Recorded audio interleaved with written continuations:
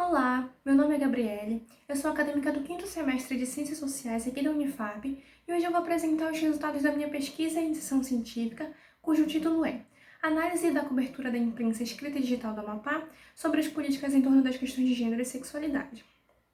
Bom, partindo do princípio de que o jornalismo é fundamental para dar visibilidade a diferentes grupos e mostrar como que esses grupos também são demandantes de direitos e políticas públicas,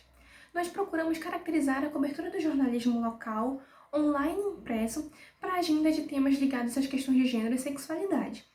Nesse sentido, o nosso percurso foi em selecionar matérias jornalísticas que tinham como palavras-chave mulher, gênero, sexualidade, LGBTQIA+, movimento feminista, LGBT e políticas públicas, a fim de descobrir se o jornalismo aqui do Amapá ele está de fato atuando de forma a criar uma esfera pública midiática com capacidade de promover a deliberação na sociedade dentro da perspectiva de democracia deliberativa habermasiana. Para isso, nós nos apropriamos de alguns conceitos, como o de democracia deliberativa de Habermas, que é fundamentado na ideia de que é possível sim haver a deliberação, isto é, de que é possível utilizar o discurso e a argumentação para se alcançar o consenso e, com isso, fazer com que as decisões políticas afetem a todos. Porém, para que o sistema dê espaço para esse debate, é preciso existir as esferas públicas, que são locais produzidos onde os sujeitos racionais vão dialogar, vão convergir suas intersubjetividades até chegar no consenso. Nós associamos esses dois conceitos ao de multiculturalismo do Luiz Felipe Miguel, onde nós entendemos que em uma sociedade multicultural, tal como é a nossa, é preciso haver reconhecimento de diferentes demandas, como a das mulheres e da população LGBT. A nossa metodologia foi a análise de conteúdo do BARD, onde nós selecionamos matérias de junho de 2018 a junho de 2020 de dois sites de notícia, o G1 Amapá e o Celisnafes, e de abril de 2018 a abril de 2019, do jornal impresso A Gazeta. E nós tratamos essas matérias utilizando formulários específicos para cada tipo de jornal, onde nós buscamos identificar a natureza do conteúdo publicado por gênero jornalístico, ou seja, se esse conteúdo apresentava um caráter maior informativo ou um caráter opinativo, a temática predominante no conteúdo, as características dadas à abordagem do conteúdo, isto é, se ele tinha o fato isoladamente ou se esse fato era contextualizado com informações adicionais, os atores ou instituições presentes nesse conteúdo, ou seja, se fazia referências a fontes de informação ou não, e as características gerais do tema, onde nós buscamos identificar se eles apresentavam possíveis causas ou consequências para o tema abordado, se eles identificavam responsáveis ou protagonistas, ou se eles apresentavam possíveis alternativas ou soluções para resolver esse problema. Quanto aos resultados, para fins de didática, eu vou apresentar os resultados baseados nas categorias que eu acabei de citar. Com relação à natureza do conteúdo por gênero jornalístico, pode-se perceber uma predominância de conteúdos de natureza informativa em ambos os jornais, sendo que nos jornais digitais foi maior a porcentagem de notícias, enquanto que no jornal A Gazeta foi maior a porcentagem de reportagens. Aqui é importante destacar que nós consideramos notícias aquelas matérias que tinham uma predominância factual, sem contextualização, enquanto que as reportagens eram mais contextualizadas. Quanto à temática predominante no conteúdo, pode-se perceber que, ao contrário do que foi estimado nas hipóteses iniciais, houve uma predominância de episódios de protagonismo feminino em ambos os jornais, sendo que nos jornais digitais, este foi seguido por casos de agressão e feminicídio, enquanto que no jornal A Gazeta foi seguido por serviços ou políticas públicas para as mulheres e assuntos relativos à saúde da mulher e do público LGBT.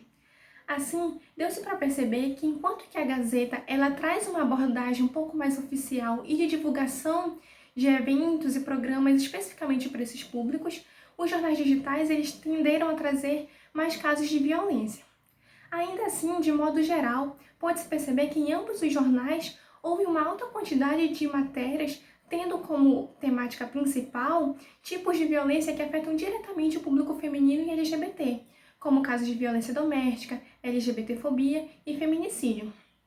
No mais, notou-se também que, embora as questões de gênero sejam um pouco exploradas de modo geral, aquelas que são especificamente sobre o público LGBT são ainda mais invisibilizadas. Quanto à abordagem do conteúdo e uso de informações adicionais, notou-se um predomínio do fato isoladamente, indicando a tal predominância factual que eu falei anteriormente.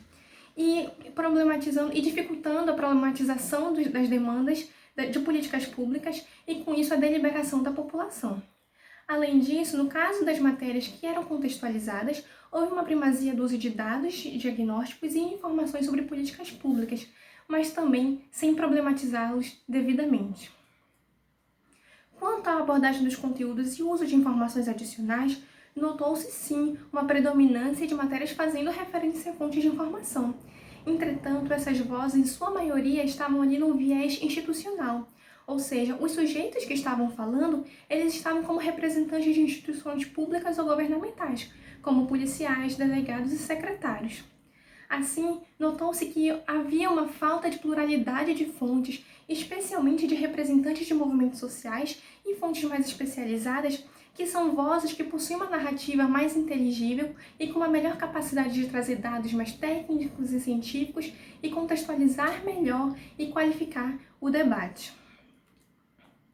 Com relação às características gerais do tratamento do tema, notou-se uma predominância na identificação de responsáveis ou protagonistas em ambos os jornais, só que colocando esses atores de forma individualizada, ou seja, não contextualizando ou problematizando o redor desses envolvidos nessa temática. Assim, notou-se que normalmente eles apresentavam mulheres e LGBTs como envolvidos diretamente no tema abordado, mas sob um viés de violação de direitos. Além disso, teve uma baixa quantidade de possíveis causas ou consequências para explicar o fato ou problema, o que demonstrou uma fragilidade no aprofundamento da cobertura jornalística, especialmente ao lembrarmos que muitas matérias tinham como tema a violência. Portanto, concluiu-se que o jornalismo local ele não atua de forma a criar uma esfera pública midiática com capacidade de contribuir para essa perspectiva deliberativa do Habermas. Isso porque as matérias, em sua maioria com uma cobertura superficial, não davam ao leitor informações suficientes para que ele pudesse entender o cenário total no qual aqueles indivíduos estavam inseridos e debater e problematizar a necessidade de mais políticas públicas a favor deles. Além disso, esse viés institucional que eu mencionei, ele prejudica muito a abordagem do conteúdo porque ele não apresenta os próprios sujeitos que são envolvidos na temática e também fontes especializadas, o que prejudica na qualificação desse debate. E as abordagens com pouca contextualização, elas também fazem com que a abordagem seja com uma baixa perspectiva de contribuir com essa deliberação. Portanto, a esfera pública midiática aqui do Amapá, que deveria ser plural e robusta, ela acaba não efetuando esse papel de dar visibilidade e reconhecimento a diferentes demandas, como a dos públicos feminino e LGBT, e com isso prejudica na deliberação da população e no diálogo entre a sociedade e o Estado, no contexto de buscar mais políticas públicas para esses grupos. Bom, é isso. Muito obrigada pela atenção.